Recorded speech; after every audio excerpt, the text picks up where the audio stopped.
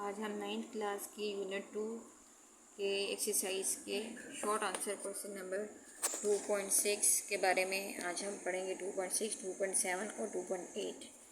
2.6 में उन्होंने कहा है बल्कि 2.5 के जो following objects near the earth have the same constant acceleration. Does this imply that heavier object will fall faster than lighter objects? इसमें वो ये पूछ रहे हैं कि अगर अर्थ की सतह के करीब कुछ जिसाम को गिराया जाए तो उनकी एक्सेलेरेशन, ये तो हमें पता है कि वो कांस्टेंट होती है। तो वो कह रहे हैं कि अगर हम एक ऑब्जेक्ट हैवी लें और एक लाइटर लें तो उनके लिए क्या होगा।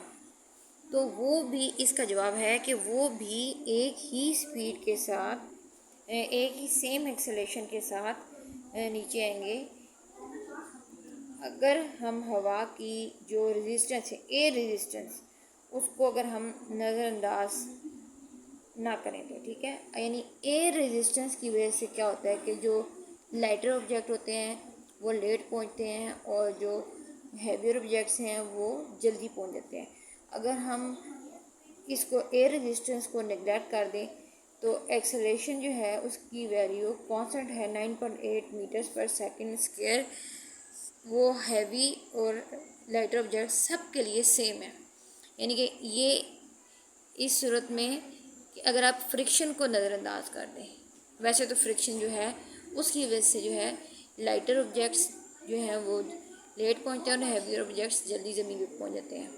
यानी कि दोबारा आप इस चीज़ को समझ लें कि यहाँ पर फ्रिक्शन की वजह से अगर हम फ्रिक्शन को ख़त्म कर दें, एयर रेजिस्टेंस को ख़त्म कर दें, फ्रिक्शन से मीन है एयर रेजिस्टेंस को अगर ख़त्म कर दें तो फिर ये दोनों लाइटर और हैवियर ऑब्जेक्ट्स साथ साथ साथ साथ आएंगे।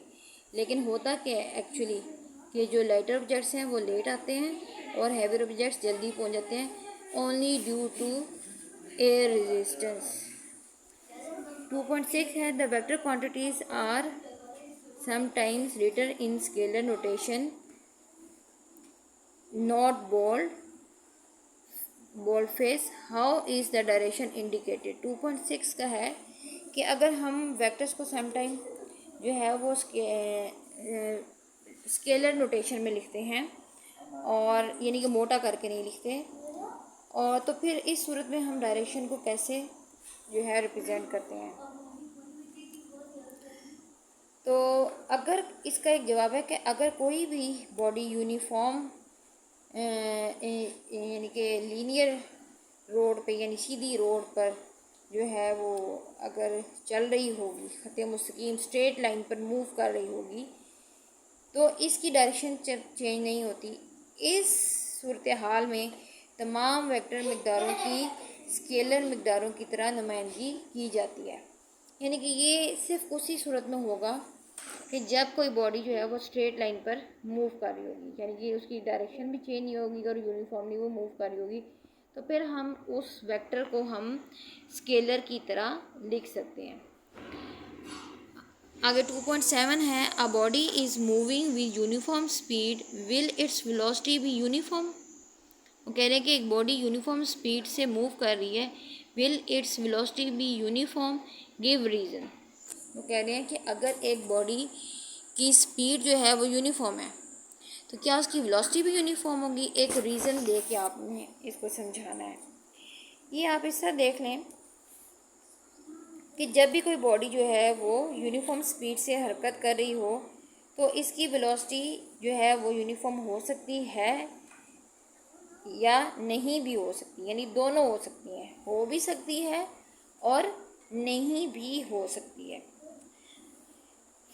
इसकी मैं आपको डिटेल में समझाती हूँ कि जब एक बॉडी सीधी लाइन में यूनिफॉर्म स्पीड से एक ही डायरेक्शन में यानी कि स्ट्रेट लाइन में हरकत कर रही होती है तो इसकी वेलोसिटी जो है वो वेलोसिटी भी यूनिफॉर्म होगी क्योंकि उसकी डायरेक्शन चेंज नहीं हो रही। ये बात आपको पॉइंट समझ में आई है कि जब कोई बॉडी एक स्ट्रेट लाइन में हरकत कर रही होगी विद यूनिफॉर्म स्पीड तो उसकी वेलोसिटी भी यूनिफॉर्म होगी क्योंकि उसकी डायरेक्शन में किसी भी किस्म की तब्दीली नहीं आ रही। लेकिन अगर एक बॉडी यूनिफॉर्म स्पीड के साथ अपनी मूव करते हुए अपनी डायरेक्शन चेंज कर रही है, जिस तरह फॉर एग्जाम्पल वो किसी सर्कुलर पाथ में ट्रैवल कर रही है, तो फिर उसकी डायरेक्शन क्योंकि हर पॉइंट पर चेंज हो रही है, हालांकि स्पीड तो यूनिफॉर्म है, तो इस सूरत में उसकी वेलोसिटी जो है वो यूनिफॉर्म नहीं होगी, बल्कि वो वेरिएबल वेलोसिटी होगी।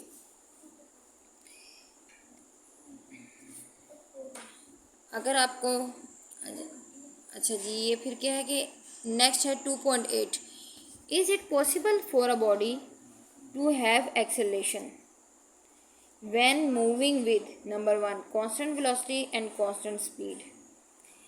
अब इसमें आप पहले पार्ट में आप देख लें कि क्या ऐसा मुमकिन है कि किसी जिस्म का एक्सेलरेशन हो जब वो मूव करी हो विद कांस्टेंट वेलोसिटी। तो आपको याद होगा कि जो मैंने एक्सेलरेशन की, जो मैंने आपको डेफिनेशन बताई थी, वो क्या थी? एक्सेलरेशन की डेफिनेशन यही थी कि जब भी कोई बॉडी मूव करेगी विद विद जो है ना कि चेंजिंग वेलोसिटी होगी, यानी कि जब भी कोई बॉडी उसका वेलोसिटी में चेंज आएगा टाइम के लिहाज से, तो एक्सेलरेशन पैदा होगी। यानी कि वेलोसिटी में चेंज आना ज़रूरी है, चाहे उसके मैग्नीट्यूड में आ जाए, चाहे उसकी डायरेक्शन में आ जाए, चाहे दोनों में आ जाए, लेकिन चेंज आना ज़रूरी है एक्सेलरेशन के लिए। तो फिर कांस्टेंट वेलोसिटी के साथ तो उसमें एक्सेलरेशन क्या होगा? ज़ीरो।